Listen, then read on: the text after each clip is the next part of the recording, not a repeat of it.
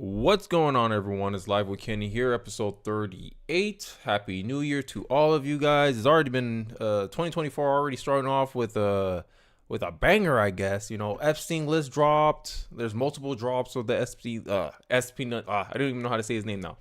Epstein list.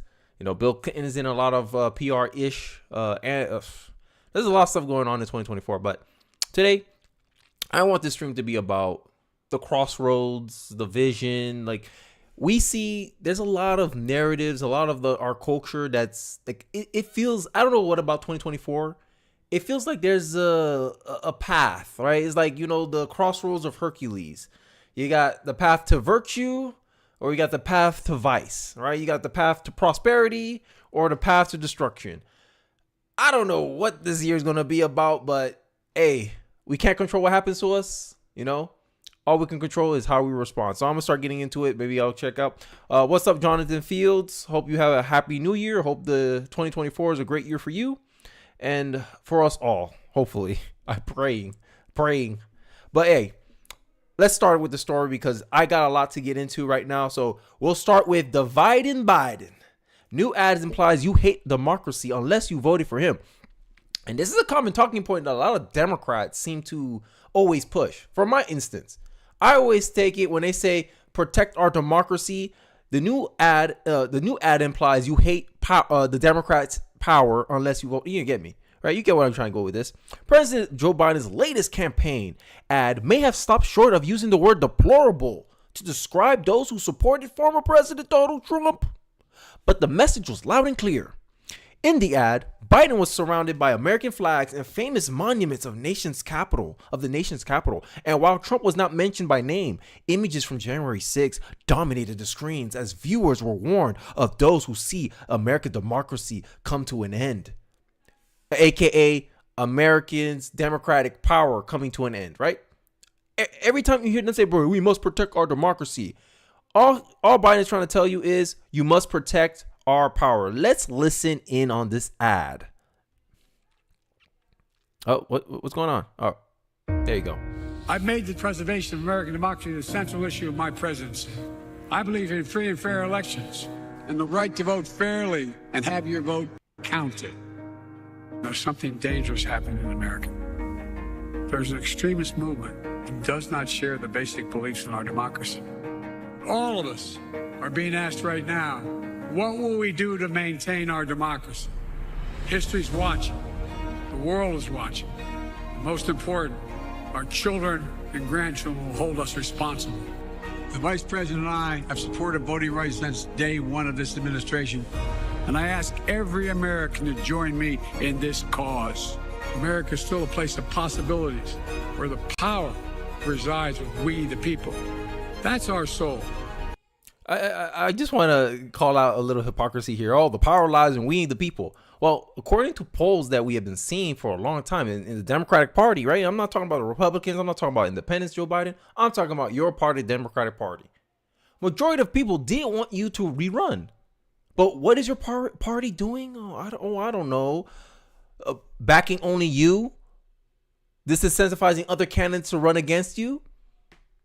Kicking other candidates that's not named Joe Biden off the ballot or omitting them from the ballot, not holding primaries, not holding debates, even though your own party, your own voters don't want you to rerun. You're rerunning again, but you're voting for by the people, right? You're trying to protect democracy, right? And this is what I'm talking about. There's a crossroads that we're facing as a country. Is that, are we gonna install in a new create a nobility class where what they say is law, or are we going to actually embrace the populist nature in our country, right? Like, essentially, we're a populist country. We're not supposed to be run by some small groups of some kind of elite, rich, academic. I don't care who these people are. That's not where our country was supposed to be made to be governed by. But, you must protect our democracy. We are the United States of America. There is nothing beyond our capacity when we act together. I'm Joe Biden, and I approve this message. I always laugh when I hear that. Approve this message, right? Against backdrops of several American flags, following a panoramic view of the Washington, D.C., Biden said has made the preservation of American democracy the central issue of my presidency. But you don't listen to your own party voting, saying, hey, we want a primary. Hey, we want other candidates. But no. You only care about democracy as long as it's going along with what you want it to be. This is why I say democracy doesn't mean democracy for a Democrat. Democracy means protect our power, protect our control, protect our interest. It's all tribal politics at the end of the day. You're either in the crowd or you're out. I believe in a free and fair election. The right to vote squarely and fairly has your vote counted, right? And the have your vote counted is specifically funny for me as a Floridian because Florida Democrats canceled the primaries here.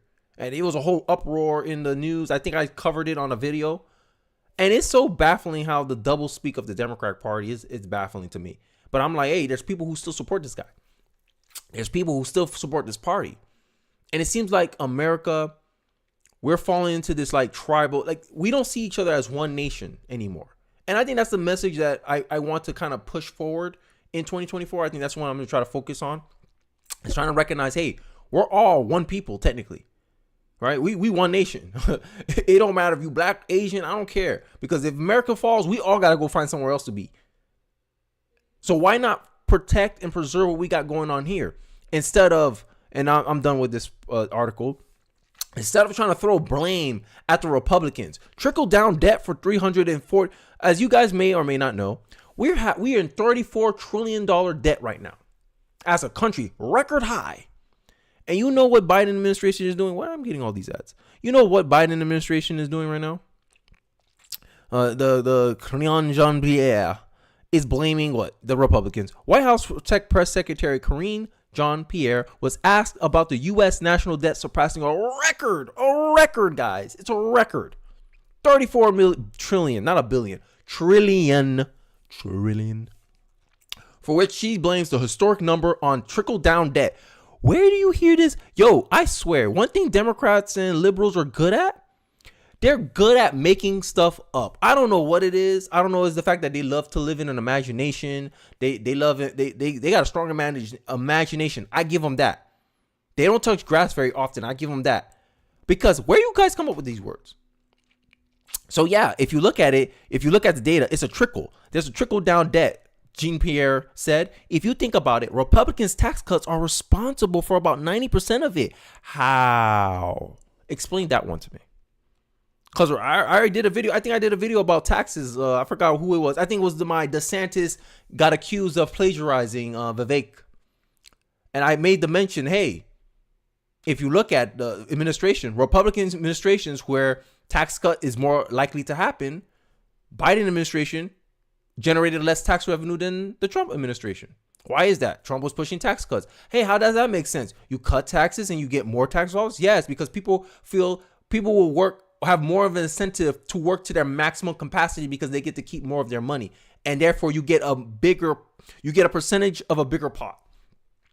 It's better to get 10% taxes from $1 million than get 10% of taxes from $100,000. Because if you tax me, hey, after you make $100,000, we take all your income. I'm gonna be like, I'm gonna work until I get 100K, and then I'm chilling for the rest of the year. That's what most people will do because it's in our nature. This is why communism doesn't work. This is why socialism doesn't work. Because people are not inherently altruistic.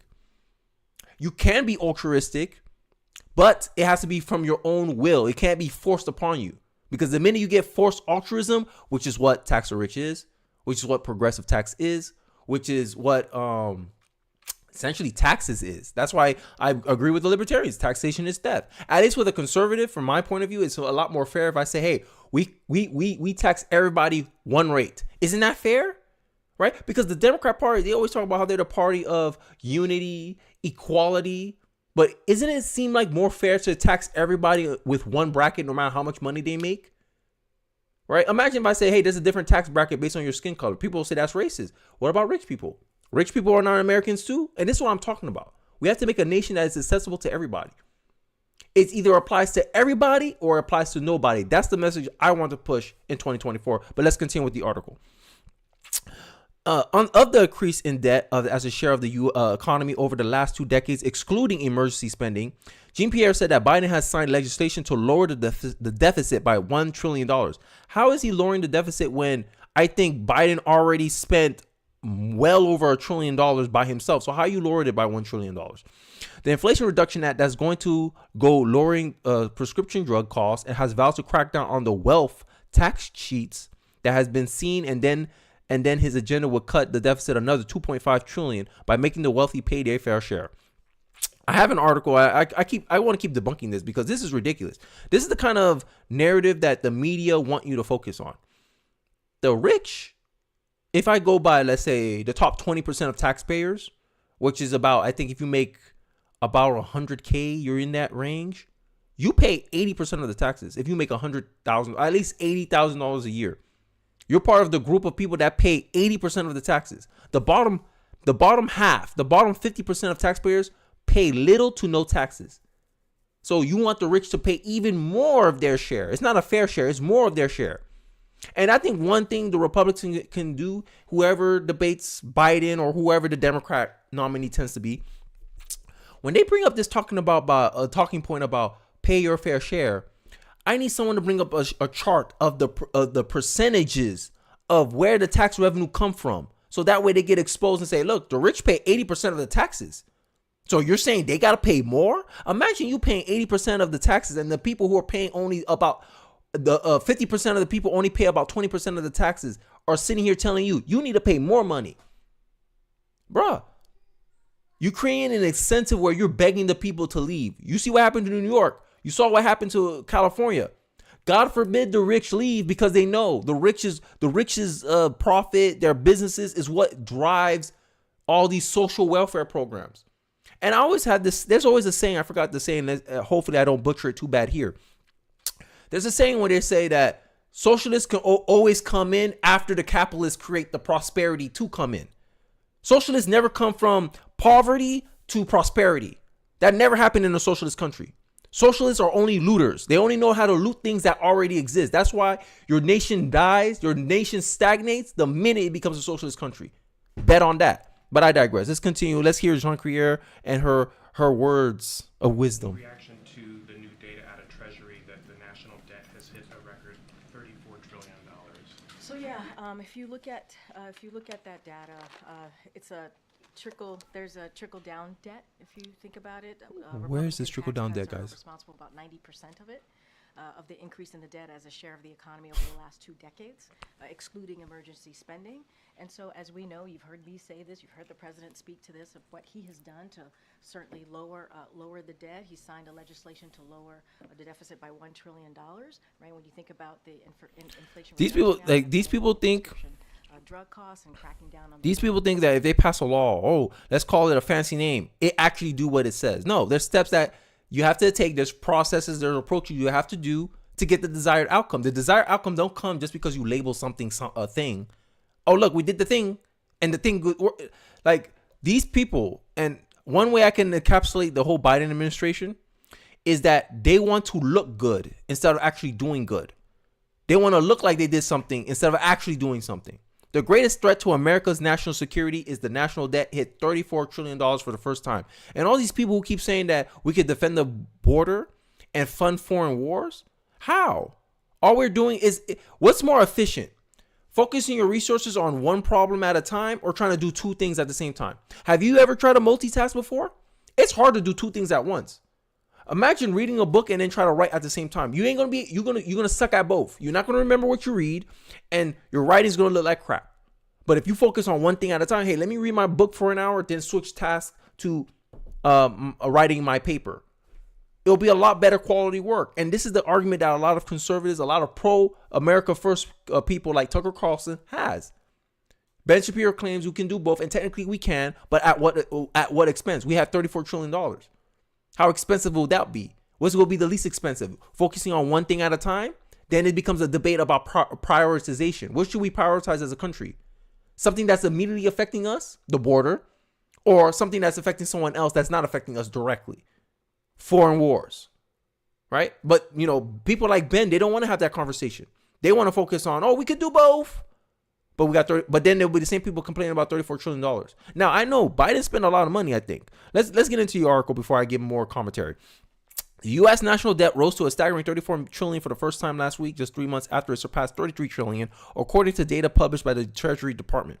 Along with the steady increase in America's national debt, the federal government is borrowing costs on the debt are expected to triple over the next decade.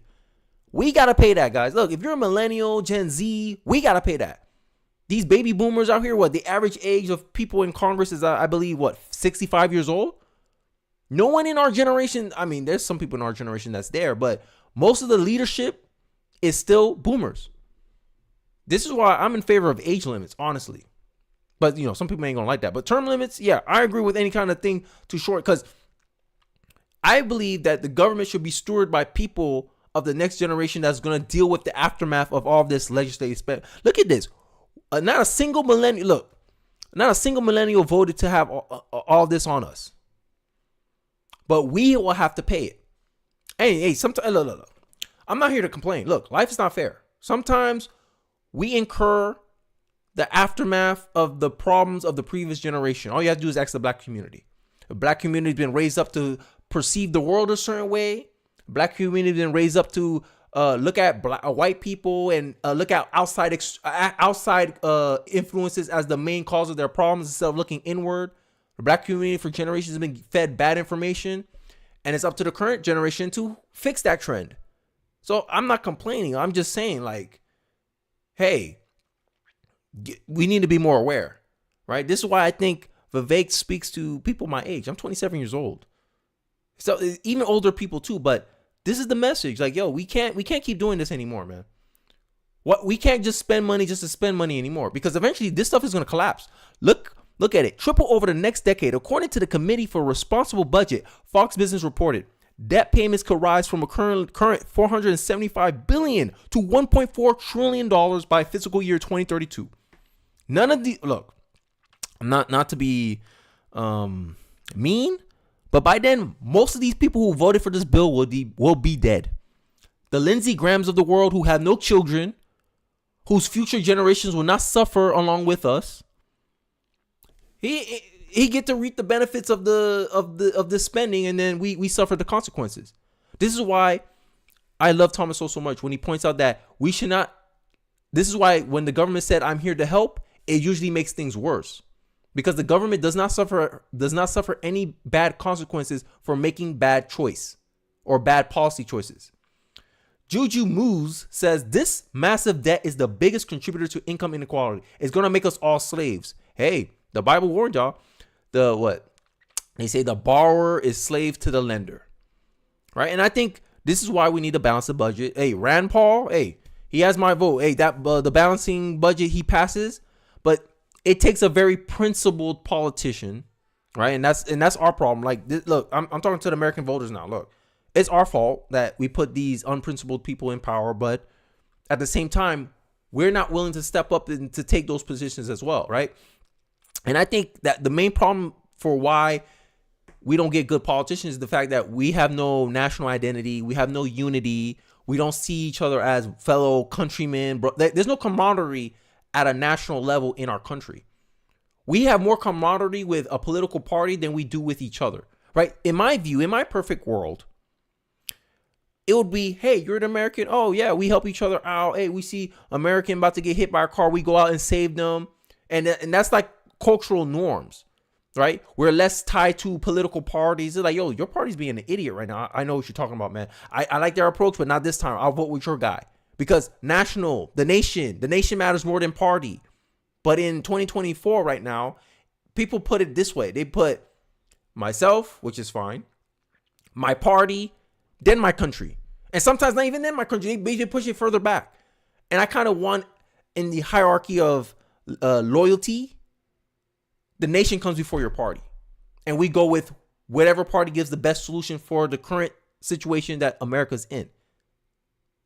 And this is the advantage baby boomers have. This is why they're more bipartisan than the younger generation. Because look, when millennials start becoming prominent in power, I expect a civil war to happen, because we're more partisan. The younger you go, the more partisan politics become, the more divided we become as a country. And I think we need to reverse that trend before it's too late. $5 trillion by 2053. For comparison, in the fiscal year 2022, The U.S. spent $94 billion on Medicare, Medicaid, $805 billion on Medicaid, and $1.2 trillion on Social Security. Social Security is going to be gone by the time, by the time I'm 47 years old, Social Security ain't going to be there. It ain't going to be enough to retire us because of inflation by then. Inflation is going to be crazy. But baby boomers do not want to cut the cost now because they currently will benefit the most. You get me? It's taking the benefits of the now, and then 2053, when these things come home to roost, the same people that took advantage of Social Security, that vote for Social Security now, that right now, if a politician said, hey, I want to cut Medicare, Medicaid, and Social Security, he's not going to win an election. Oh, no, we're going to kick the can down the road. Because by the time, the can finally explodes, I'm going to be dead, but I got to reap the benefits of Social Security. This is not sustainable. We can't be a country that sacrificed the future in favor of the present. Because that's what the black community did. They took welfare, they took Section 8, they took all this stuff that benefited them in the current. But what it did, it subjected future generations to poverty, to crime, to a despotic culture that disincentivizes you from helping yourself. That teaches you that there's no point in the world. That teaches you despair. That's the trade-off Black America made. And they're reaping what they're sowing now. A high percentage of single motherhood, high rates of poverty, high rates of crime. Black on black crime is through the roof. They kill each other over sneakers. No sense of values, no sense of virtue, no sense of respect for each other. It becomes a crab in a bucket, like who could get over who. And America is slowly becoming that way as a whole. And this is what I'm trying to avoid. America, these politicians, they need to respect the future, bro.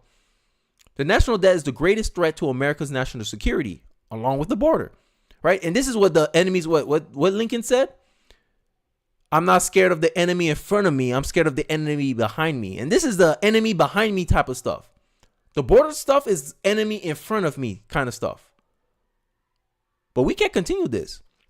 Speaker of the House says, lawmakers from both sides of the aisle have a responsibility to reduce spending and finally put America on the path to financial sanity. Because imagine running your household. Imagine running your family finances the same way the government run the national budget.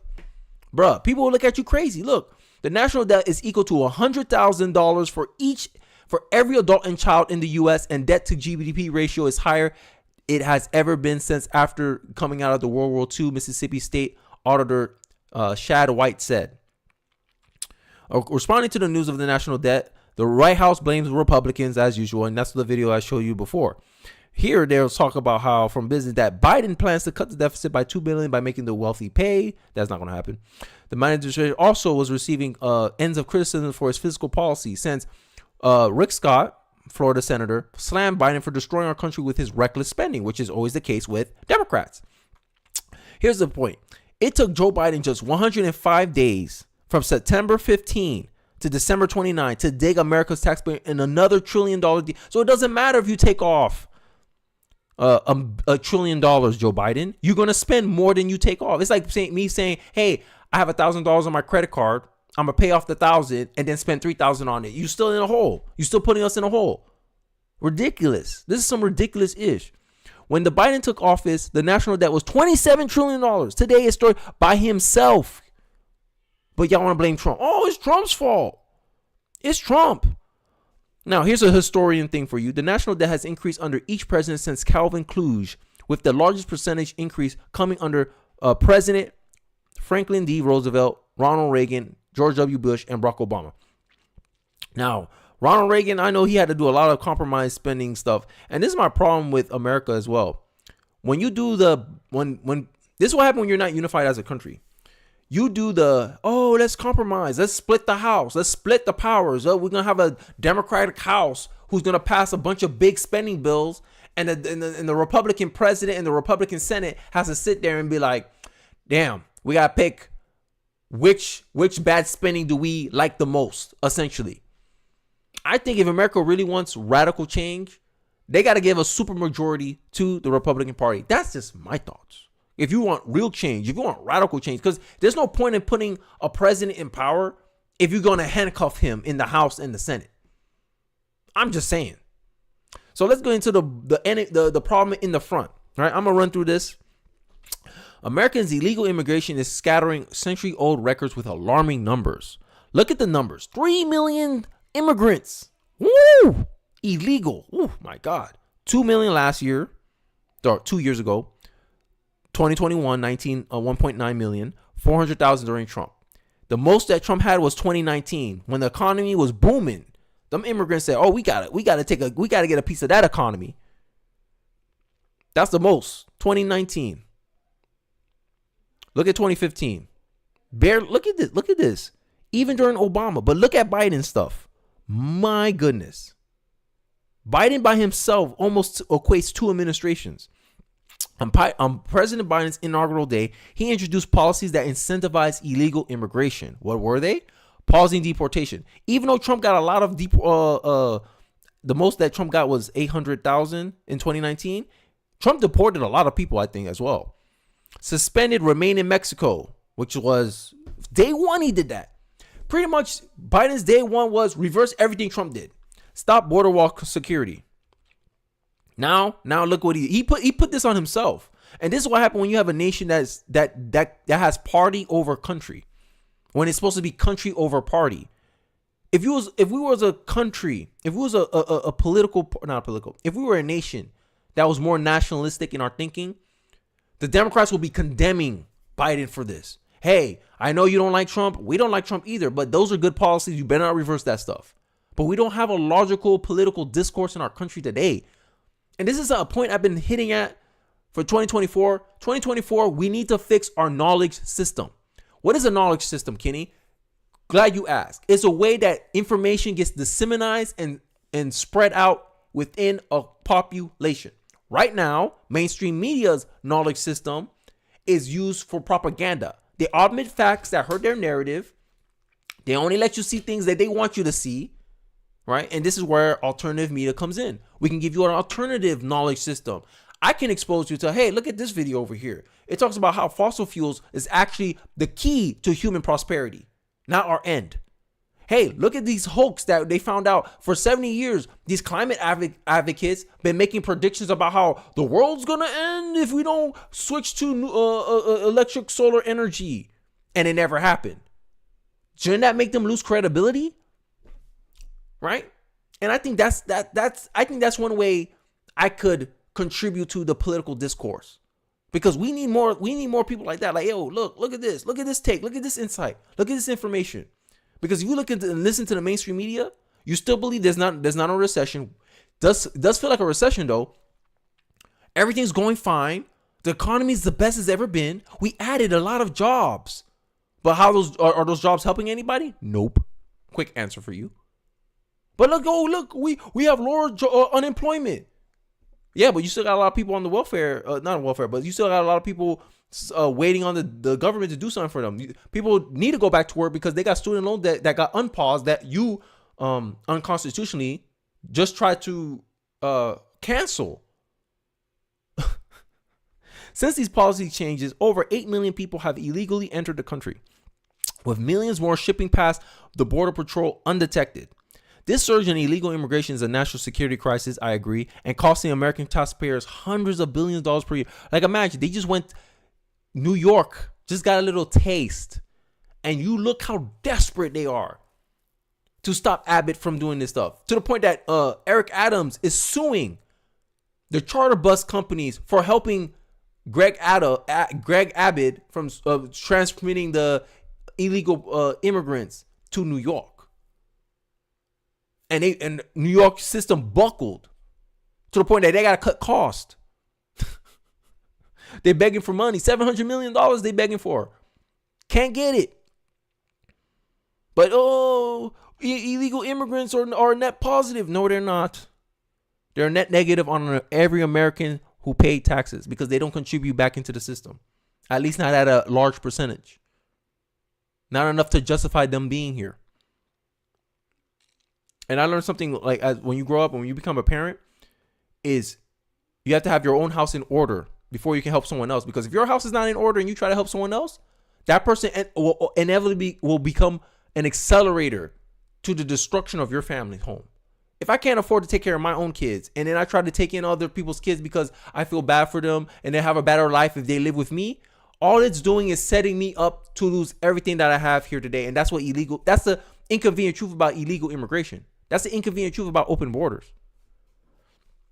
Biden holds the power to halt this, but President Biden holds the power to halt the crisis that is draining the American resources. The solution is as simple as the action that led to the crisis. Biden should use his pen to reverse his policy changes. But guess what, guys? You have a president, Joe Biden, that believes his allegiance. He has more allegiance to the Democratic Party than to the country. Because if the president had allegiance more to the country, what do you do here? Hey, I was wrong about these policy positions. I'm going to reverse my decisions on these policies. But he'll lose politically. He'll know, hey, look, I have to suffer the consequences of my actions. I made a bad choice. That's what happened if I was president and I did something bad like that. I was wrong here. And if I get voted out, I get voted out. But no, these people care about power and control so badly that they can't take a stain like that. He won't do it. He won't do it. I'm gonna slim through this real quick because then we're gonna jump into the DEI story that I got going for you guys. Biden's border crisis. 15 states have a smaller population than the total illegal southern border crossings in 2023. Imagine that. There's more illegal immigrants that crossed over the border illegally than 15 states in the United States population. Imagine that. That means we have a whole state worth of people illegally crossing the border. But then when, Doug Carlson talks about a replacement theory, conspiracy. When you got migration the size of a state population in the U.S. crossing your border in 1 year, we got some big problems. And I think that's one of the crossroads we have to make. America, we got to make a tough choice, bro. Either we do what's logical and what's in our best interest as Americans, this is my problem with globalists. They think they can help everybody, but you can't help everybody. Your money is finite. Your desire may be infinite, but your money is finite. Logical people say, hey, we got to work with what we got. And the only way we can make a better world is if everyone else take care of their own country. And by you taking care of your own country, you inevitably help the world. If every neighbor decided, hey, I'm going to keep my house clean, the whole neighborhood would look clean, right? But if you go, oh, this neighbor's house is dirty, let me clean it for him. Your neighbor's not going to want to maintain it because he said, oh, I know John down the street will do it for me, so I'm going to leave my trash on my yard. He'll clean it for me. But what happened when that kid gets sick? What happened when that guy doesn't live in the neighborhood no more? The trash is going to be there. And then the guy's already got used to people doing the work for him. He's going to sit here and wait. Oh, somebody got to clean this up. Ain't this your house? Why you ain't cleaning it up? Why you ain't taking care of it? Because I'm too busy now. I got used to this treatment. Entitlement. And that's what's happening with this country. Globalists or whatever, these people care about the world at the expense of the country. Like they tell you in the airplane, if you first you put the oxygen mask on yourself first, because there's no point in you passing out trying to help your son when he doesn't have the capabilities to help himself. And that's how I look at America and illegal immigration. But I digress, guys. So I want to get into this story where guys, the whole DEI stuff with Corinne Gay and the DEI stuff is spark a whole debate right now on X. So I want to get into a quick, you're gonna play a quick video from Ruben with Hughes, I forgot his name, Coleman Hughes, and him debating the DEI scandal and stuff, which I found great actually. So let's get into the video. Because they're scared, and those who want to see this. Oh, I hate when it does the blackout, guys. And for there now to be very small cracks to be showing, you can see how those who are sort of have benefited from this have been reacting. They're reacting. They're really freaking out, which is why they are treating this her resignation. Yeah. Yeah. Sorry, guys. When you talk about, I thought I had the timestamps. Bear with me. There you go. About what should have happened to Claudine Gay. So you don't think there was anything about this that had to do with the fact that she was a black woman from the people who were claiming this as a victory against DEI, diversity, equity, and inclusion? I don't think it did, and you know what? Even if it did, that doesn't justify it. If you or I did this, or even any white scholar, it would be career-ending to have 50 examples of plagiarism, and it has to be, because how can you be the one upholding Harvard's integrity when you yourself have failed? Yep, that makes perfect sense, right? It seems like a lot of these people use DEI. This goes back to one of my biggest talking points, is that a lot of minorities, a lot of women, a lot of people who fit the victim hierarchy identity, they use it as an alibi to excuse their bad behaviors, their inadequacies, their mistakes, their choices, their bad choices at that. And they use it as a shield. Oh, it's because of a woman I got fired. It's not the fact that I always come late to work. I take a bunch of vacation time. I work as little as possible. No, it's not that. That's not why I got fired. I got fired because I'm a woman. Right? Bud Light, VPs. Prime example, the VP of marketing of Bud Light. You tanked the company. You paid an individual $100,000 to make your company lose billions of dollars over a span of 2 quarters. And you get fired. Let's say you got fired immediately. You can't go back and say, oh, I got fired because I'm a woman. No, you got fired because you did a bad job. And I'm starting to get tired of the identity politics. Like I said, identity politics is used as an alibi. Let's get back into the video. It's as if the commissioner of the Major League Baseball or the NBA had a lifelong history of steroid use and was now the person in charge of kicking other people out for steroid use. It's completely untenable. Yep. What's your view on whether or not this idea that I can't pause the it for some race... reason. But the left don't care about that. The left don't care about looking like hypocrites. They care about power. Hey, I got power. Hey, I don't care if it was contradicting what I did last time. I have the power. I get to decide. Might makes right. That's what the left believes. The left only believes in power. They don't believe in no principles. They only believe in power. The means justify the ends, and this they live this. They really live this. This is communist thinking right here. But I digress. of the person accused is not important here. So I think it's definitely a point here that really we have to look at, because the example you gave for the president of Stanford, when he came on, he had 7 months of an investigation. There was an internal investigation. Kirkland Ellis was hired to actually go through and do a thorough view of the analysis of all of his academic work to go back and find that there was very serious allegations of plagiarism. Harvard Corporation did an investigation. They could have done an internal investigation that took several months.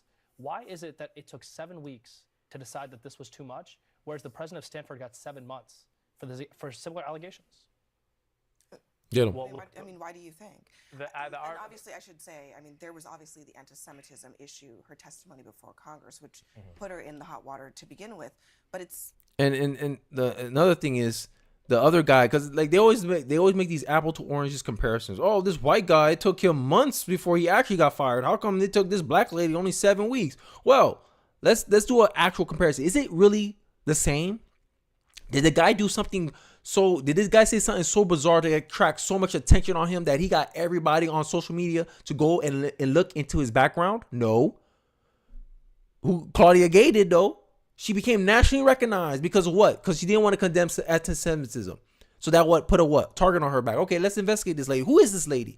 Who is this black lady who don't want to condemn anti-Semitism? Logically, it'll make sense how she got fired so fast. Oh, it only took them 7 weeks because everyone on the internet, including the people she plagiarized, exposed her. Because now there's a lot of attention on her, right? Because before, Dr. Carol Swine was probably been saying, hey, this lady's plagiarizing me. No one cared. It didn't get a lot of attention because no one cared about what happens in academia like that. Maybe in academic circles, but then, the bureaucracy will get in the way because the liberal bias is heavy in college universities. 12-to-1 ratio, 12 for every one conservative, there's 12 liberals in college. So there's a bureaucracy that was protecting her. So I can make the argument that she was even more protected than the white guy. Now it became national news. Everyone's like, okay, now I can make my voice heard. She's plagiarizing. She plagiarized me. I'm a conservative black woman. She plagiarized me. She stole my work and took credit for it. How can you be president of Harvard when you're plagiarizing and then you're going to punish students for plagiarizing? It makes no sense. I digress. But after Harvard moved past that internally, this was the thing. Yes, this was the thing. And well, my question about the internal Harvard review that you seem to think was a very rigorous process is, how did they only find, what, 4 or 5 examples of it? Yep. When there were 50, almost 50 to find. And plagiarism, it's not like they're dragging their not feet. like true crime where when you're part of the tribe, oh, we're gonna drag our feet. We don't want to hold you accountable unless we really have to, and that's what happened with Claudia Gay. But if you're not part of, oh no, 4, that's enough, fire him. 50 instances of plagiarism, but we only found 4, dragging their feet, turning a blindfold eye. Come on, political games. There's a million perspectives on it. You kind of either lifted the paragraph or you didn't. Yep, that's all I wanted to show. You either lifted a paragraph or you didn't. So now we're going into this whole thing. I'm sure you saw it. Mark Cuban is debating with Elon Musk. Let's listen to what Mark Cuban says. Let me help you out and give you thoughts on DEI. Diversity. Good business look what others don't, and to find employees that put your business in the best possible position to succeed. You must not agree. You may not agree, but I take it as a given that there are plenty of people of various backgrounds and identities. And Elon just crushed it. To me, this was funny. Cool. So when are we expecting to see a short white Asian woman on the Mavs? And Mark Cuban is getting exposed as somewhat of a hypocrite. Like he's not practicing what he preaches, because there's an article by The Guardian that shows that he consistently has the most whitest team in the NBA, almost exclusively black league, right? So it's funny. Oh, you're talking about all this diversity, but you have the whitest team consistently year per year in the NBA. I found it funny. DEI flows in one direction. We will likely not see pushes for more Asians in basketball the same way we see pushes for the standards to be lowered for underqualified black university applicants and job candidates. The ideology is logically inconsistent and can only survive reality through artificial enforcement. And this is what it is. It's being pushed. Because if you think about it, right? And the Mavs are a good team, right? Even though they're majority white, they're good. They got good players. They got Luka. All right, that's good European player. Great European player. Hell, these people were getting reverse racism because what's his name? Jokic, a center for the Denver Nuggets. Black sports commentators were saying he can't win back-to-back because this is a predominantly black league. You can't have a white man winning a unanimous MVP and being back-to-back MVP. Pretty much using racism to justify why a qualified player, the most qualified player to get MVP that year, got snubbed because he was white. In a league that's 74% black. If the opposite happened, you would not hear the end of it. If a 74% white league snubbed a black player merely because of the color of his skin, we will never hear the end of it. But you let the NBA commentators and Kendrick Perkins and these guys, you allow them to do that. But you're talking about how DEI is good for business. It's not going to divide your country. It's not going to divide your culture. It's not going to divide your company. And then when you ask, hey, you have to apply the same standards in your sport, you want to say, oh, no, sports are different. No, sports is the reality. Sports is the ultimate meritocracy. Only the best wins, and you can't hide. If you're not the best player, people will know you're not the best player. If you started over LeBron James because you was a white player, people will know, hey, you only started because you're a white player. Because there's an artificial enforcement in the environment. That's the only reason you're in this place. And people, even black players today, they assume a lot of white players. This is the main critique The Guardian had for the Mavs, that they're only on the team because they're white. They're not as good as black players that's free agents are not playing right now. Now the same critique is happening exactly to black people in corporate America, but they don't see it. They can't see it. They'll say it's racism. They always have an alibi. Always. So I digress. I'm done with that segment. Next segment, we're going to talk about modern women, guys. I know. The dating stuff is becoming a lot popular right now. It's very politicized. Women date exclusively based on politics. And I want you guys to listen to this 1-minute video. And it's kind of going to highlight what's kind of wrong with our culture. And it's kind of because it's being led by the women. Women dominate social media. Women clock a lot of hours on social media. So especially TikTok. TikTok, that's women's world right there. But I digress. Let's get into the video. High maintenance. and I put a lot of effort into how I present myself into the world. And so when I go on a date with a man and he does not stop to tell me that I look beautiful, it raises a question mark for me. So before I know, all right, 13 seconds in, I'm already saying something. That's a problem to me. That we live in a culture where a lot of people are looking for outside validation.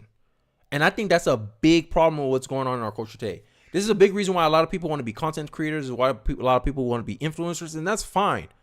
But for me, if you want to be an influencer, you want to be a content creator, you have to I believe you have to actually offer something valuable to the site. A lot of these TikTokers you see online, like I remember those prank TikTokers I was showing you from the UK, that they're doing anything. They're desperate for attention. They're desperate for views. They'll do anything. Degrade themselves, act like NPCs, which is a non-playable character if you ever played video games. It's someone who is pretty much a robot, right? People making fools of themselves because they're chasing internet fame. They want to be famous. They don't care if they're known for the dumbest reason ever. As long as they're famous, that's what they care about.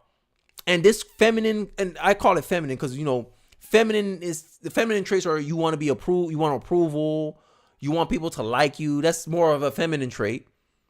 It's permeating through our culture where you see it. And this is what essentially what a simp is, really. Simp is someone who wants validation, right? And they'll do anything to have validation, right? Specifically women's validation. So this woman said that if you don't tell her she's beautiful, somewhat narcissistic, pretty much, if you do not worship her, something's wrong with you. I digress though. It's not because I need validation. Yes, it is. It's exactly because you need validation. She said, I own several mirrors. Mirror, mirror on the wall, who's the fairest of them all? That cartoon was supposed to show us a lesson about not being self-centered. The world doesn't revolve around you. Reality. And a lot of these women, social media really, I guess, created a super ego for a lot of women online. Right? And I think this is one of the reasons why a lot of women hate accountability. Why women don't like criticism. Why they consider criticism hate. While if you on a whatever podcast and you ask her, hey, define misogyny, she breaks down and crying because you actually challenge her instead of folding and letting her be who she really is. This is what happens when you allow a group of people to grow up without any challenges, without any expectation, but be beautiful. She thinks as long as she's beautiful, to me, she looks okay. But women have this idea, as long as she's beautiful, they're beautiful, they can do anything they want in society. They can be spoiled brats, they can be naggy, they can be annoying, they can be crass, they could be unmodest. But I'm beautiful. It's a get out of jail free card. You should let me do whatever I want. Like spoiled children. And that's how a lot of women online are starting to come across, especially women like this. I digress, guys. I'm done complaining. I'm done. Own several mirrors and am very aware of what I look like, but it's because appreciation is a fundamental building block of any relationship that I want to be a part of. I invest in personal development and growth through therapy, coaching programs, and fitness. I invest in clothes that make me feel good. I invest in makeup that enhances how I appear. And the way some people would say makeup is deception. Makeup is not how you really are authentically, not really how you are naturally, right? To me, that's trickery, right? If a man told you, hey, if you dated a man under false pretexts, a lot of women would be mad. I would say it's wrong if a man presented himself as a doctor. You sleep with him, you date him, you go out with him, and the fact that he was a doctor was a big proponent for why you like him. And then down the line, you find out he's not a doctor. Women can now accuse you of rape because you got them under false pretenses. Couldn't men make the same argument for makeup? That's a question I asked. Hey, let me know in the chat. Let me know in the comment section. Is that a fair critique? I don't know. I digress. that I show up in the world, the way that I show up on dates, is the summation of all of those investments that I have made into myself. So someone not acknowledging that shows at best a lack of awareness, and at worst an unwillingness to appreciate the efforts of those closest to him. This is the equate to, you know, how women want you, like men feel like women want them to read their minds. And that's how it comes across now. And I think a lot of these women could have dealt with having a brother like me. Because I used to bug my sister like, what? I feel like a lot of women needs brothers. Because brothers used to toughen women up. Brothers was the one male in your life that didn't give a damn how pretty you were, how sexy you were. They were going to bother you. You was going to get this work. You was going to get made fun of. And I feel like it built character in women. Nowadays, now we want to protect women from accountability, criticism. We want to protect women's self-esteem. I think the worst thing that ever happened to our culture was this push about self-esteem. But I digress. I'm getting towards the end of the video, but I want to highlight a video where a woman criticized a father because he said he would not support his daughter doing OnlyFans. I digress. Let's get into the video. It's money. Yeah. I know that for a fact because I don't feel like I'm changing anytime soon. So that was the biggest purpose of this, and I felt so steady in my decision making through this and financial. Just like maneuvering, I'm so thankful that I did what I did. I have a quick question. If you went to your parents and you asked them, you said, I have a choice. I can either quit doing all of this tomorrow, right, and go get a job for like a tenth of this, or I can continue to do this and send you money. Which one do you think they would ask? My mom would say, absolutely quit. My dad, he'd be like, oh my God, no, why would you ever quit? As a father, I'll tell you, quit. I'll find that like disrespectful that you dare shame the family name by being on OnlyFans. Shout out to D James ZW. Good evening, Kenny and chat and Channel Rocks. Appreciate it. D James ZW. I appreciate the $2 super chat. Back to the point I was trying to say is that it's like you're gonna see how hard these women will seek to defend their, I guess, negative choices, because this is not, look, we always complain how men have false expectations about how women should perform in the bedroom or how they should look. And women always complain about, there's a porn epidemic amongst young men, but at the same time, they're capitalizing off of it. But at the same time, complaining about the problems that it creates. It's like circle round and round we go. And I want to point out is like, the fact that we lost modesty as a culture, I think really hurt us to the point where now women go out of their way. Like women, like feminism nowadays is that women condoning behavior that I think feminists at the time when they were starting their movement didn't want women to do. Objectify themselves, sexualize themselves. Pretty much our culture is creating young women to be glorified beggars, because this is what it is. I make you look at my naked body and you give me money. That's sad, right? That's prostitution. That's online prostitution, right? This is what happened to Calendar Gate, right, guys? This is why everyone, like conservatives, started tripping about Calendar Gate, because we were like, yo, Riley Gaines, we like you for your advocacy for women's rights, going against the trans agenda. We like you for your opinions, your voice. We don't want to look at you in a sexual light. You don't need to be like this, Riley Gaines. That's part of the reason for Calendar Gate going viral like that, right? But you have people out here defending him. Oh, it's just boobs. Oh, you guys don't like attractive women? What's going on the right? No, I think it's just a lot of young men like me, like Gen Z. I think Gen Z don't even like sex scenes. This is what I'm saying. It's a generational divide in politics. All the older dudes said, oh, it's fine. They're attractive women. There was worse things out there in the 90s or whatever. Yeah, the 90s had like one-piece suits and they weren't overtly sexual. Nowadays, like you get Riley Gaines in a two-piece bikini. I'm like, I don't want that in my face. I'm sorry. I just want to listen to your opinions. I don't want to look at you in a sexual matter. Sorry. I think men are starting to get tired of all the sexualization. And I think a lot of it is due to the culture. The culture is saturated in it. If you watch a show now, like The Boys, Euphoria, the scenes were just like, oh my God, it's too much. It's too much. Like, this is why Gen Z don't like sex scenes. You can look it up. It was a whole thing. Millennials, Gen Xers, they were going off on this. They're like, why doesn't Gen Z like sex? Because you push it in our face every freaking day. And I'm not even Gen Z. I'm a Zillennial. I'm 96. I'm the border. I'm Avatar. I'm the connection between the two worlds, between a millennial and Gen Z. If I was born a year later, I would have been Gen Z. But I'm a millennial, technically. But this is why you get so much men that support the whatever podcast, the Fresh and Fits of the world, the Andrew Tates of the world, because no one in the political right, they don't want to hold women accountable. The only person that come close to holding women accountable is Matt Walsh, in my view. I think it could be other. I think Ben also criticized women, but he does the both. He even hands it, right? Jordan Peterson as well, in a way, right? I think we need more of that. And I think conservative women, they need to step up and call this stuff out. And I got a good example for you, but it'll be right after this clip. Sorry, guys, for the long-winded rant.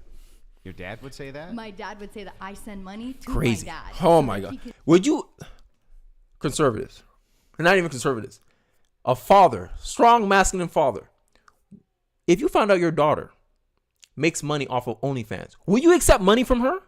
Oh, no, my pride wouldn't let me. No, I'm not accepting your dirty money. Hell no. But this is what happened in our culture. We respect money over principles now.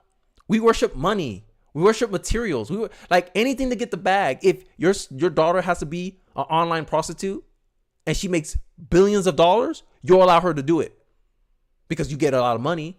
So what, do you hurt my pride? So what if my kids will get bullied for it for years, their entire life? At least they're crying in a Rolls Royce. That's what you're going to tell your kid. Oh, Mom, Jimmy at class said, hey, I know what your mom's butthole looked like, and I was trying to defend her. I couldn't defend you. Don't worry, baby. You're in a Rolls Royce now. Haha, he has to walk home. You go in a Rolls Royce. But that kid will be emotionally traumatized. It's crazy, bro. People, in the black community, you get killed for your mama jokes, like for saying something about someone's mama. But nowadays with OnlyFans, you say something about someone's mama and you got it on the phone. Hey, look what your mama doing on camera. Devastation. You can't fight that. You be like, damn, my mom actually doing this. The reason I'm in this mansion is because of what my mom do on OnlyFans. That's devastating for a psyche of a boy. And in reality, that's what happens to a lot of black boys. This is why like black men have this reputation of not respecting women, is because of the over-sexualization that happens in the black community. And now this same kind of virus that infected black culture, it's affecting American culture as well. And I'm seeing it. I'm like, yo, guys, you don't want to go down this road. But here we are. Can be comfortable with and like he's their family. A pastor? No, he's not a pastor anymore. They stopped being a pastor when I was like 18. Okay, but he was, and he retained his faith, right? He did. I'm his daughter, though. I'm not just some stranger. He's like, you know what? If I let want her in Doesn't my that life, make it worse? Yes, it does. Does that make it worse? Not. Don't you have to accept your kids for who they are? No. What? And so what? No. So wait. No, guys, one mic at a time. Are you one just mic at a saying time. that, like, I'll let let's you just come say, in. Go ahead. I'll answer the question. If you had a kid and they were doing OnlyFans, what, you just disown them because they made a bad decision? Until they clean their life up, yeah. You're a bad parent. Wow, that's my terrible. family would That's bad 100%. parenting? My family would terrible 100% parenting. disown me. Okay, well then, 100%. what about you're a bad kid? Yeah, what about accountability, women? How about that? Oh my God. When I saw this video, I was shell-shocked. I said, these women have the gall to fix their mouth and said that this guy's a bad father because he won't condone his daughter being on OnlyFans. He won't support it. This is the kind of enabling behavior that allows women, and men too, to make bad decisions. This is kind of enabling behavior that when you allow them to do, I don't want to hurt your feelings, but the ramifications of their action causes a devastating more damage than hurt feelings that they can't take it back. All of a sudden, you're like, I'm sorry. I should have told you. It's too little too late by then. Is this kind of enabling that allow women to make all these bad choices? Hookup culture, all the things women complain about. It's other women supporting them, affirming them, giving them positive reinforcement to continue doing the dumb ish that caused the very consequences that they're suffering today. Hookup culture, who fault it is? Women's. Sorry, not sorry. That's the truth. Hookup culture is women's fault. Why? Because other women enabled other women to go down and do stuff that's not flattering to them, not flattering to their public image. Most women can't have sex detached. It makes them feel used and abused, right? I did my last live stream of 2023. We talked about how Jordan Peterson made the claim, hey, look, sex is not free. You give up something when you share your body with somebody, regardless if you want to acknowledge it or not. And this is how a lot of women end up making bad choices. Like the famous phrase, many phrases says, single women keep other women single. I digress. Let's get back into it. Okay, we're allowed to make Guys, please. Yeah, you can, one person speaking at a time. Go ahead. You can think your kid is bad. Go ahead. You can think your kid is bad and disagree with their life choices, sure. But as a parent, you're supposed to be like a guiding figure and a loving figure, and part of that is not abandoning them in their time of need. And if you want to talk about, it's the same thing with drug addicts, right? Like you can't abandon a drug addict, but it becomes a point where you're kind of enabling them to continue their behavior because they haven't hit rock bottom. I heard countless stories of people who turned their life around because their family stopped tolerating what they were doing to themselves.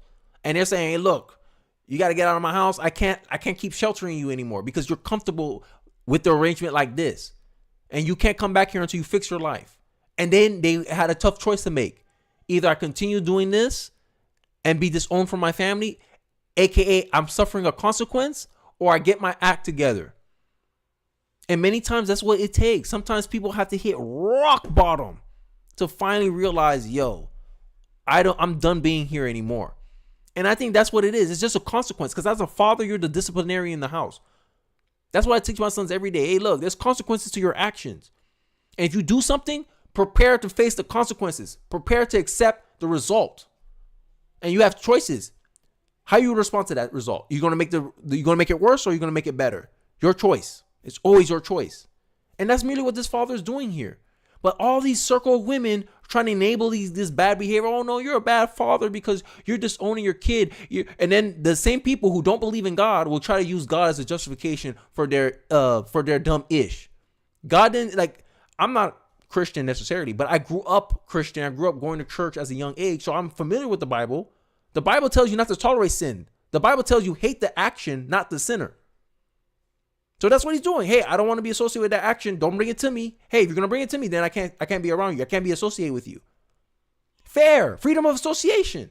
But it's my kid.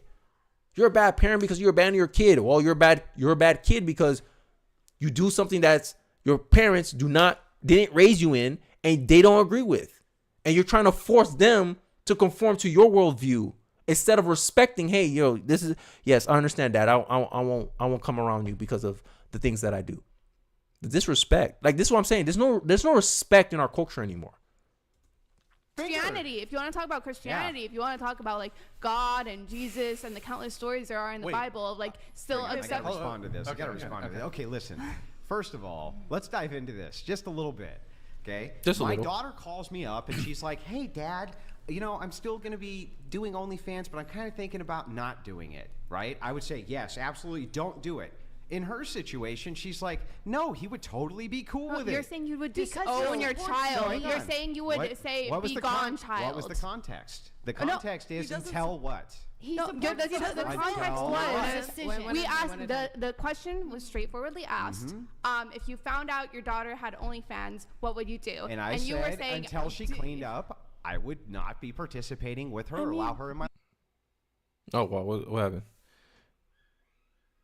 Yeah, not allow her in your life. Yes, that's it's a consequence. Hey, there's a boundary. Allow her in my life. Said it's probably easier for them. Why is that awful? Because you're not supporting your child anymore. Yeah, I'm not supporting bad, horrible decisions that they're making. But you shouldn't I'm making them face consequences. A decision doesn't make them as a whole, though. Yeah, the thing you all know better. You literally told me you know for sure what you're doing is bad, and you're just gonna do it anyway. And then you're like, Dad, support it. It's crazy. Who said it's bad though? That's crazy. Even what Nala said, she said her dad doesn't support. She might not support what she does, OnlyFans, whatever. But he's like, you know what? You're my daughter, and if that's what you want to do with your life, that doesn't mean but I'm saying go fucking do that. Yeah, but are you sure that this is... So is this idea that, my dad's tough on everyone else but not me because I'm the daughter? It's like I'm gonna get special treatment because I'm her daughter, right? And that's a tough thing as a principled person. Like, and to me, I feel like a kid loses respect for elders when they pull that card. Oh, I'm your son, I'm your daughter, Dad. Is that case of if you find out your son murdered somebody, would you rat him out? Would you tell the authorities that your son did something? I would say yes, because my principles, look, My principles make me who I am. Without it, you can't respect me. It is impossible for a kid to respect a parent that compromises their principles because that's their daughter. No, your daughter say, "Oh, you compromise on one principle. What else are you going to compromise on?" That's the reality. I digress. Let's continue. But I love you, and I'm still gonna be in your life. Are you sure that's not just cope? Because the same thing could happen to you.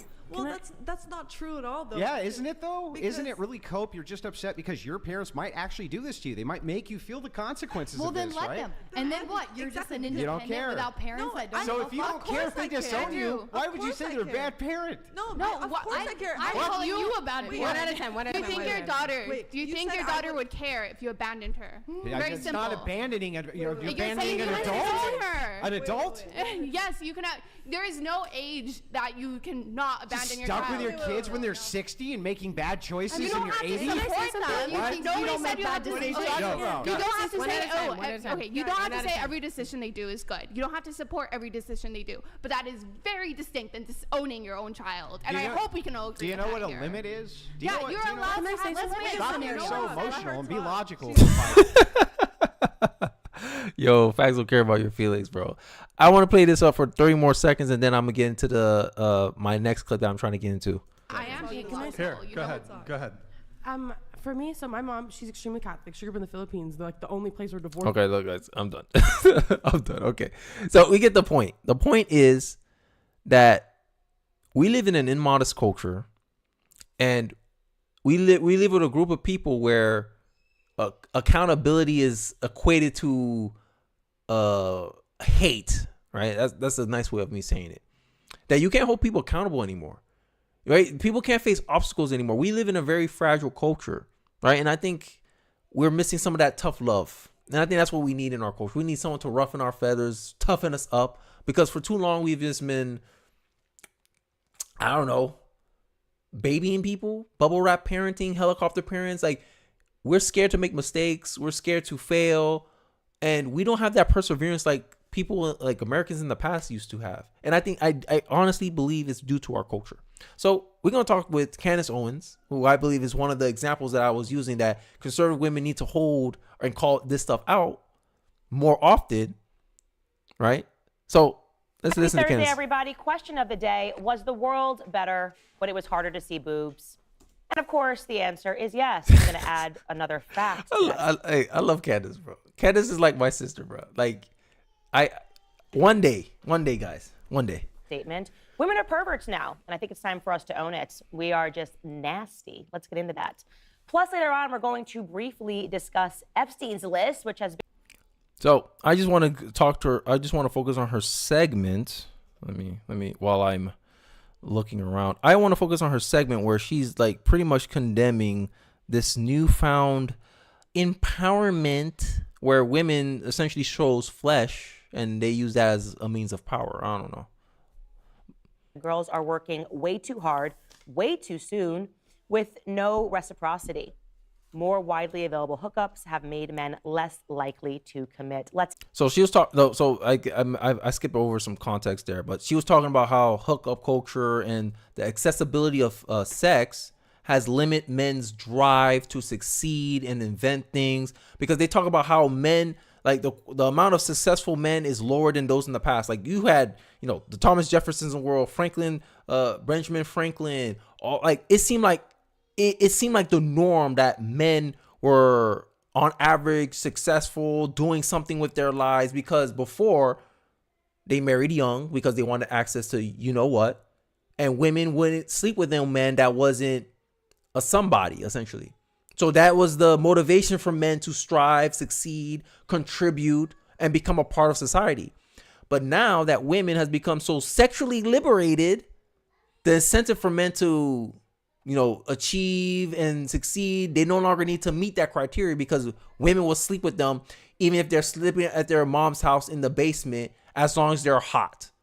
That's the standards of what man gets to sleep with those women and not. And that's usually up to chance, because back in the old days, if you were a shorter guy, a less attractive guy, you could make up for it because, oh, look, I'm a scientist, I'm an engineer, And a girl, you'll be shamed as a woman if you slept with someone that's not your husband. And this is the modesty culture that I think Candace was highlighting here in her example right now. But, I digress. Let's explore that because, as I said, it is true.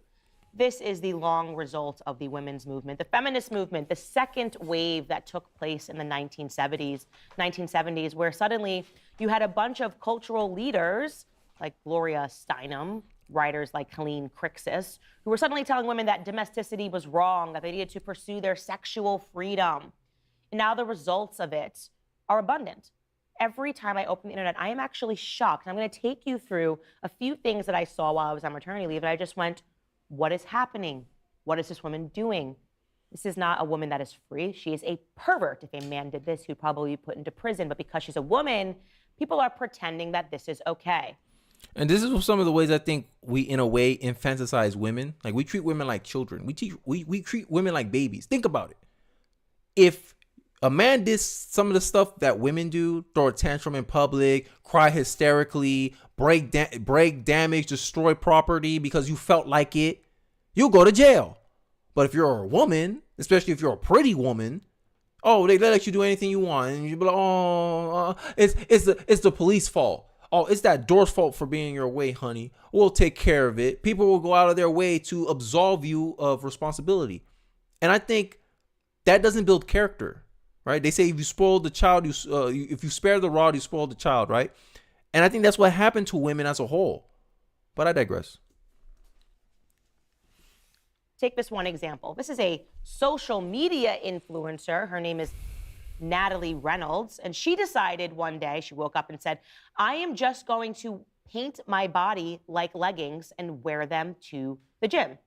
I'm serious. She was butt naked and decided to paint blue onto herself and go to the gym to see how men would react. And it turned And then when they get objectified, they want to get mad. See, this is the culture we live in now.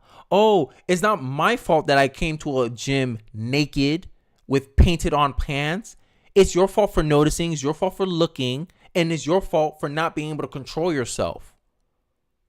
It's always someone else's fault. It's not your fault. Who made the decision to put painted on pants? Who made the decision to show up to the gym? There was a lot of choices you made leading up to that event. And when you get criticism for it, you want to try to make it somehow turn it and make it someone else's fault. A lot of modern women out here are acting like spoiled children. And I think it's due to the fact that they get positive reinforcement from other women. And there's not a culture of accountability in women's circle.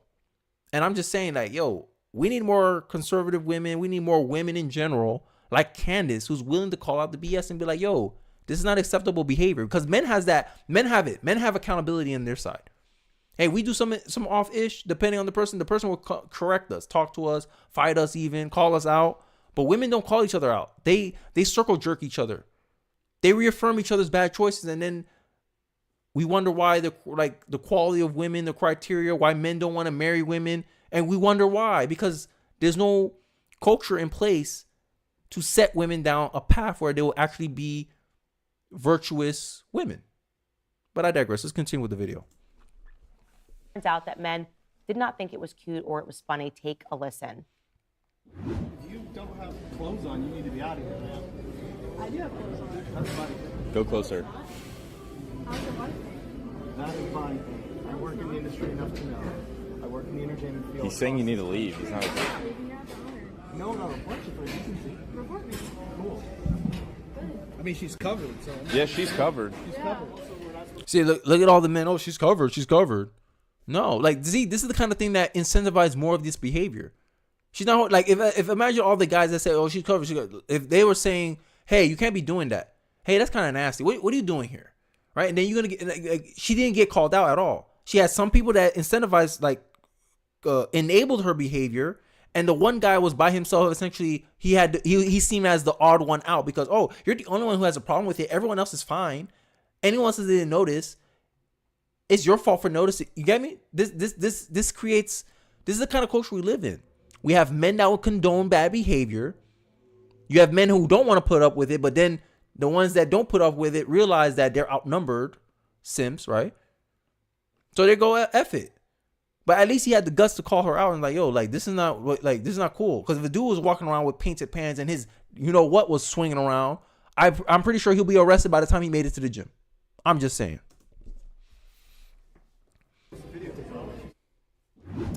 Now, why would Natalie do that? Why would any individual, I actually want you to flip your brain, if a man said, I'm going to go to a gym where there's a bunch of women and I'm just going to paint my nether regions blue.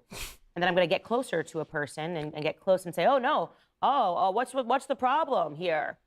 You would call the police. Yep. Because she's a woman, somehow she thought this would be cute, funny. I don't know. She offered this apology on Twitter, really kind of a non-apology on Twitter. She wrote, I've made a severe and continuous lapse in my judgment, and I don't expect to be forgiven.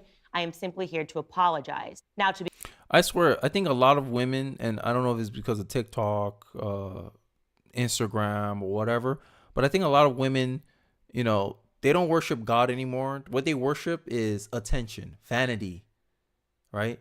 And they seem to, like I said, it's like crack to them. They'll do anything to get attention. And I think this is what led her to do this video. She knew it was going to get a lot of attention. She knew it was going to go viral properly. And then she got backlash, right? And then she only apologized or give her half-ass apology because she saw that she got a lot of negative reaction to it. That's the only reason. If she got a lot of positive reaffirmation, the same way those two dudes were like, oh, all the important parts are covered, it's fine. Slippery slope. To be clear, Twitter states that this is a rip off of an old Logan Paul apology. So she is not actually apologizing. She still thinks that there's something here to be garnered, some sort of attention for her perverse activity. What should have happened is that she should have been arrested for indecent exposure. Yep. But again, that didn't happen because men are supposed to just take it. I just want to say kudos to that guy for telling her to leave the gym. More and more of this is happening. Women are virtually showing up into male spaces half naked and then complaining that they're the victims. Why are you looking at me? I know I'm halfway naked. I'm just here to get a workout. My boobs are out, and now I'm just painting my body blue, and I'm getting close to you. What an absolute creep this woman is. She shouldn't even be around children, yet alone men. And then I saw this picture. And I've covered this woman extensively on my show. She's one of the great purveyors of modern feminism. Yes, Emily Ratajkowski. I don't know what she has done in society other than be naked, what her contribution has been, other than at the very same time on insisting on her nudity, writing a book and convincing us that men are looking at her, making her a sexual object. Yeah, she actually wrote a book and said that she has been objectified her entire life sexually. Poor Emily Ratajkowski. So anyways, I don't know where she was going the other evening, but I do want to show you this photo of her, a night on the town in New York City. It looks... So I'm going to end the video on this segment here. But as you can see, it's a cultural push like, hey, look, you should feeling sexy. You need to feel sexy. You need to get attention. You need to get this and that. And if someone objectify you, if someone calls you out, say, hey, look, that's a little too much skin you're revealing. Oh my God, you're trying to objectify me? Blame game. I don't know. Look, that's the problem for the conservative women, because I think as a guy, when you try to call this stuff out, people will get mad at you. People will call you a misogynist. Misogyny, right? People will call you a prude, call you holy, right? Because you say, hey, let's push for more modesty. Right? Come on. Can we guys agree on that? So that's the end of the segment. So for the main event, you know, I've been thinking about a vision of the future, right? How can conservative values rebuild family and community? Because essentially that's what 2024 and onward should be about. How can conservatives rebuild our culture, the family unit, communities, philosophies, belief systems? Because we just went through everything that we don't like in the past hour and 18 minutes. So I want to talk Robert or Bob Woodson. You guys know him, love him. He's a favorite elder in my life, intellectually anyway. And he's going to kind of explain some of his thoughts, his political philosophies about things. I might have to skip around because I don't have enough time to go through the whole video. But as always, I always leave the link in the description below whenever I do find a video. So just give me 1 second to get into the video. And let's go. Let's go. Desegregated, they hired 9 black PhD chemists And when we approached them, they said we got these jobs because we were qualified. Yep. I also left the movement on the issue of forced busing for integration. I think the opposite of segregation is not integration, it is desegregation. With plurality, I want the ability to go wherever I choose without restrictions. I don't want to be told to. And so for that, I was sort of pushed out of the civil rights movement. I began to work on behalf of low-income people of all races to promote their self-interest.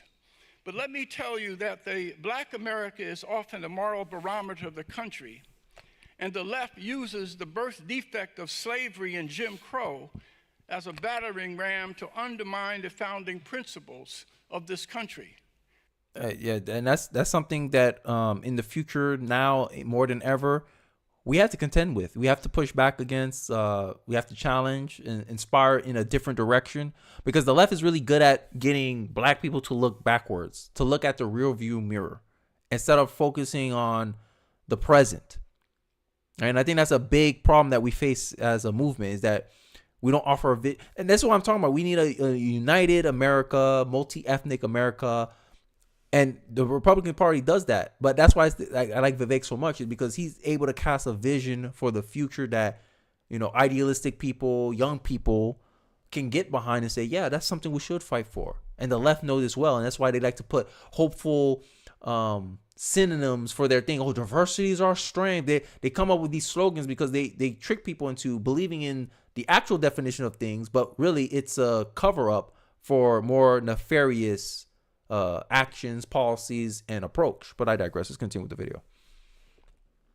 And one of the biggest lies that I'd like to challenge is that somehow the disorganization, the crime, the out of wedlock births, all of the disarray that you see going on in these urban centers over the last 50 years that have been run by liberal Democrats, that somehow that's a legacy of slavery and Jim Crow.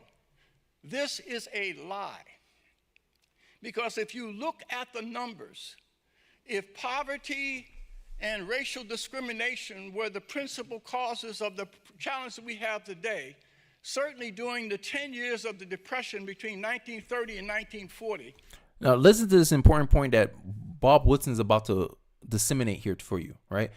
For many times, a lot of black liberals, black progressives, like to blame poverty for the reason why blacks commit so much crime, because that's the only way out. That's the only way they can feed their families. They were forced to go into a life of crime. It's not because of their personal choices. No, it's because external factors, you see the game, push them to do these things. Last time I checked, it don't matter what environment you are, no matter what place you are. You may not control what happens to you, but you always can control what you respond. And any response you do is your choice. You chose to respond to poverty in that way. Look how Rob Woodson's about to highlight in black historical terms during the Great Depression, where technically that was the poorest America's ever been. Look how the black people reacted. When racism was enshrined in law, when the unemployment rate among whites was 25% and 40% in the black community, certainly we should have gone to hell in a handbasket under those circumstances. But the reality was that the marriage rate of black Americans during the Depression was higher than any other group in the nation. Our religious institutions exerted a control over us so that elderly people could walk safely in their neighborhoods. Imagine what he said. Religious concepts had a control. That means culture. Religion was integrated into black culture. All right, and that culture is what kept black people going to church, kept black America majority married, two-parent households, not attack elderly people. Imagine asking an elderly person to walk in the hood in Harlem today. He'll get robbed. They'll get assaulted. Hell, maybe even killed by their own grandchildren. But during the poorest time, during the Great Depression, none of that was going on. Why? Because of culture. And the black community culture went down a hill, went off a cliff when you get some of these black Marxists integrating themselves into black culture, and you got what we got today. This is why a lot of black people are so aligned with progressives and people on the left, is because it's like a long march to the institution. It was a long march to influence black people into accepting liberal policies, starting with the Great Society Act, right? Trying to get women, oh, hey, here's welfare, government's trying to help you. When there was only a 20% single motherhood rate. Now, that rate is 70%, about to hit 80%. And Thomas Sowell called it out in the 1960s when they were trying to implement this, when they were advocating for these policies. Thomas Sowell's like, you don't have to tell them to be a single mom. You just have to incentivize it. And what do we have here? Thomas Sowell was proven right 60 years later. They incentivized single motherhood to the point where now you reward the behavior. Show me the incentive, I'll show you the outcome. The Great Society Act has degraded Black American culture. The Great Society Act did something to the Black culture that even slavery couldn't do. Racism couldn't do. Destroyed the Black family. All you had to do was give them free-ish to do what you wanted to do, and you destroy the whole culture? Oh my God.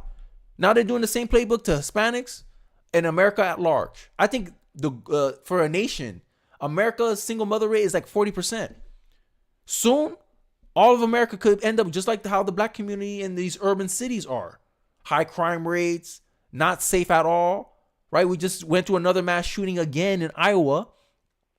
You see it's going like, it's baffling. In the 1940s, when gun laws was laxer than it was today, we didn't deal with the amount of mass shooting that we're dealing now in 2023. That means there's something deeper that's wrong in our country. It's not guns. It's not laws. It's our culture that's incentivizing these behaviors.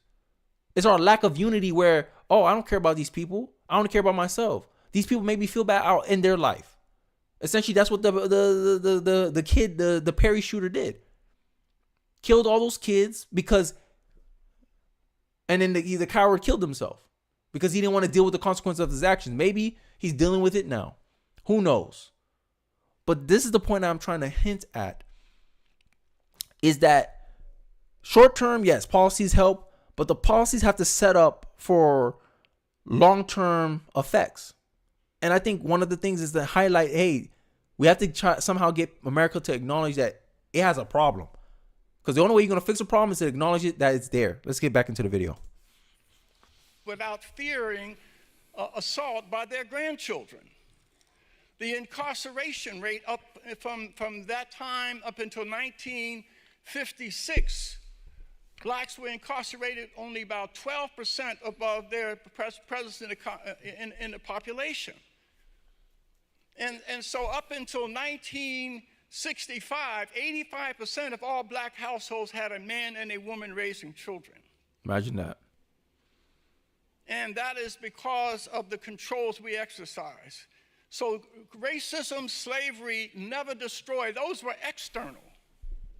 But the left's ground game started in the 60s.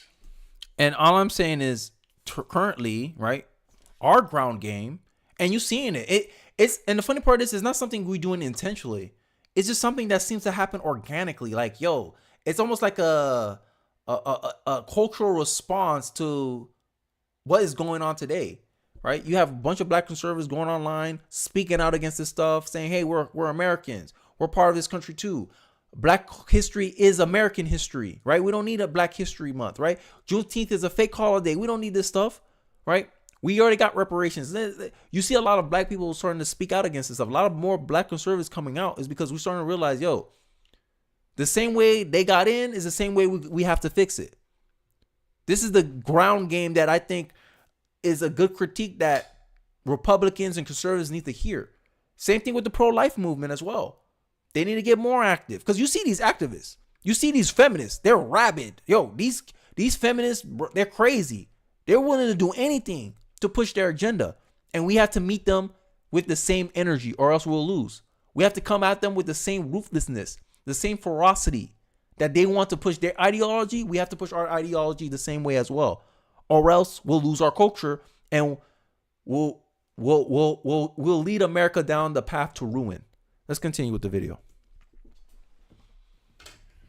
Because prior to the 1960s, pathology was never associated with poverty. People who were sharecroppers and robbed folks or robbed banks to do things like that, poverty was never associated with aberrant behavior. Exactly. What happened was in the 1960s, and the out-of-wedlock births occurred starting in the 60s with the poverty programs and the welfare state. The welfare state became an invading army into the black community. When you look at Cloud and Piven, those social scientists at Columbia University School of Social Work got together and they were socialists. They said one of the ways that we can emphasize the contradiction of capitalism is this: flood the system with welfare applicants and we will bankrupt it. Because in the black community up until 1960s, there was a stigma associated with being on relief. Exactly. That was black culture back then. Black culture was like, you're an able-bodied man and you're on welfare? You're a woman and you're on welfare? Where's your husband? Where's the father of your children? Why y'all not together? Why y'all not married? That was the culture in the black community. But these progressives, right? It's so funny when the progressives come in here and they trying to act like they were such a net benefit to black people. No. You caused black people's dissension into what it is today. Into this learned helplessness today. These learned behaviors of rational thinking is white culture. Speaking proper English is white culture. Thinking objectively is white culture. You teach these things to the black community, and the black community ingrained it into its culture like a bad habit, and this is what's been perpetrated into future generations of black Americans. And this is where I'm trying to stop. I'm trying to stop that transmission of bad values, bad knowledge to the next generation. And the only way you can do it is you have to directly challenge it. And that's what I'm doing with those videos. This is my form of protest in 2024. This is my contribution towards a better America in my own way. And I think we need more people to speak out. Even if you're just talking to a person next to you, you're doing something. You know what they say? You talk to one person, that person talks to another person. You don't know the ripple effects that your choices make, no matter how small you think they are. And that's what I'm doing. I don't get a lot of views on these videos, on these channels. Hey, but it's one ripple. And I don't know where that ripple will lead. I don't even know where that ripple will end. But at least I know I could be satisfied in my own efforts. And I know, hey, I tried my best. And that's all you can really do, right? Hey, I can't control what happens, but I can control how I respond. I can control what I do. I can control what I put out. And I think that's a message that I want to put out for 2024. You know, I'm trying to be optimistic, you know, because we just finished running through a whole lot of hubaloo that I disagree with, ideology, principally, politically. But I want conservatives to be, I guess, what Benny Johnson says, the happy warrior. I'm more of an optimist, though. I'm a practical optimist. But I digress. Let's get back into the video. So they had to remove the stigma. So they said one of the things we can do is, first of all, let's term the nuclear family as being Eurocentric and therefore racist. The women's movement aided in that because it made the man redundant.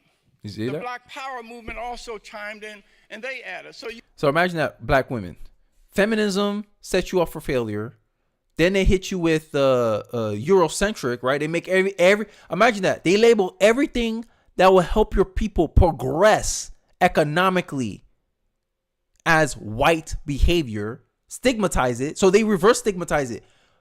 Before progressives and liberal policies came in and influenced black culture naturally stigmatized people who are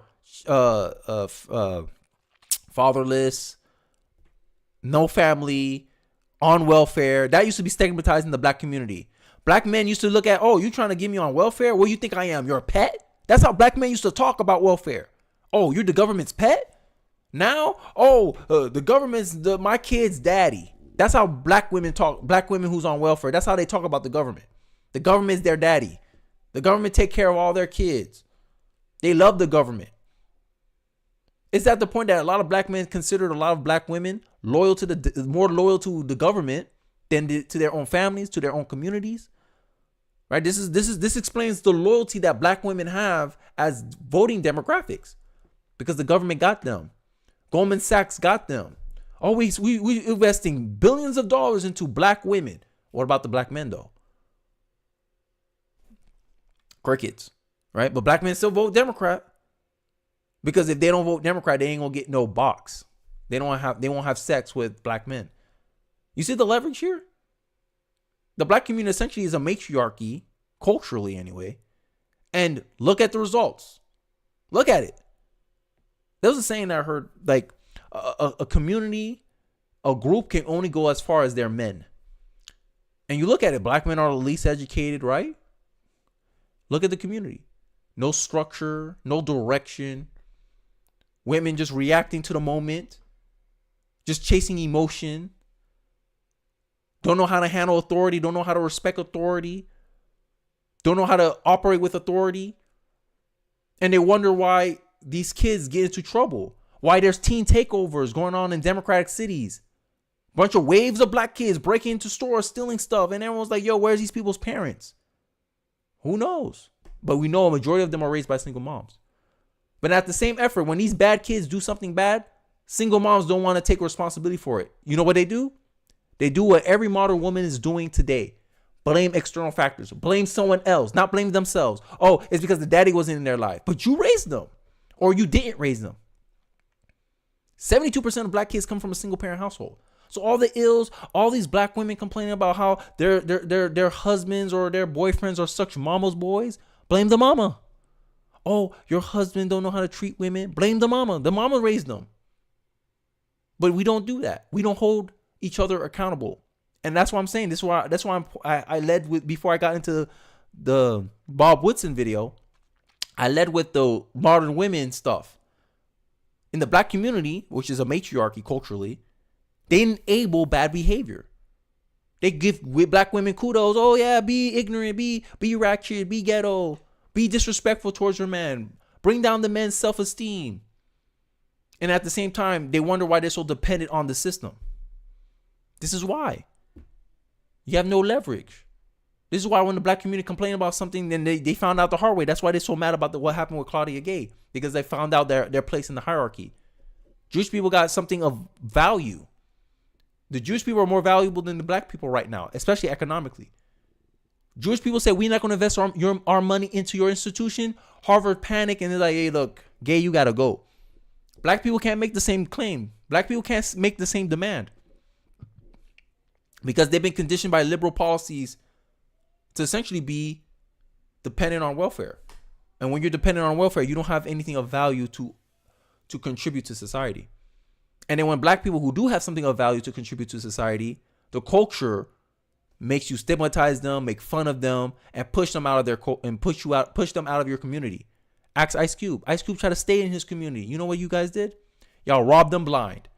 Every day y'all broke into this house. And then Ice Cube realized, it was easier to rob me of what I have than to go out and try to make it and create it for yourself. That's the reality in the black community. And this is going to be soon the reality of of American culture if we don't do a turnaround or if we don't fight for our culture. I digress. You had the cultural setup for this change. But it's not enough to put a policy in place. You have to have a ground game, a structure to actually carry out. So the poverty programs came along and they opened up poverty offices all over New York, all over Chicago, and they were actively recruiting people onto the welfare. So Cloud and Piven read their work. They said if we can separate work from income, it will make a man redundant. High school dropouts will occur, drug addiction, family disintegration. And then, so what happened was they removed the stigma. It moved from social insurance and down to reparations. When the welfare department used to demand that a woman declare paternity, that was, they filed lawsuits, said it's a violation of the privacy rights of a woman. So that was eliminated. And so what you saw then exactly was that 3 to 4 million people in New York City and others flooded into the welfare system because welfare became more generous than working. At a time when the unemployment rate for black men was 4%. We had this huge influx, and what Cloud and Piven predicted began to occur. Out-of-wedlock births began to soar in that community. Because you incentivize single motherhood. You incentivize that. It was more generous than working. So people made a logical choice. And then You do this long enough, it becomes part of the culture. You get conditioned into the culture, and boom, you have the results of it today. Right? This is the results of socialist policies. This is the results of welfare. This is why I said it. You can have welfare, but welfare has to have constraints to counteract these negative aspects of welfare. You don't want to generate negative incentives, bad incentives that will hurt the country in the long run. But these people don't want restrictions on welfare. They don't want proof of income, not proof of income. They don't want limited healthcare or welfare. Oh, you only have four years to be on welfare and you lose your right to vote. Like, they don't want to add any trades to get that free benefit. It's just, just give them the benefit because they hit on hard times. And then you get people who abuse the system, right? This is where they get labeled welfare queens. But hey, I want to end it off there. As usual, I have all the links to all the videos that you saw in the stream in the link of the description below. I really appreciate you guys for watching. Hope you guys found it insightful. Let me know your thoughts. Let me know which segment was your favorite one. I hope you guys have a happy new year, and I'll catch you guys next week with Live with Kenny, and I hope to see you guys at the next live stream. Peace out. Hope you have fun.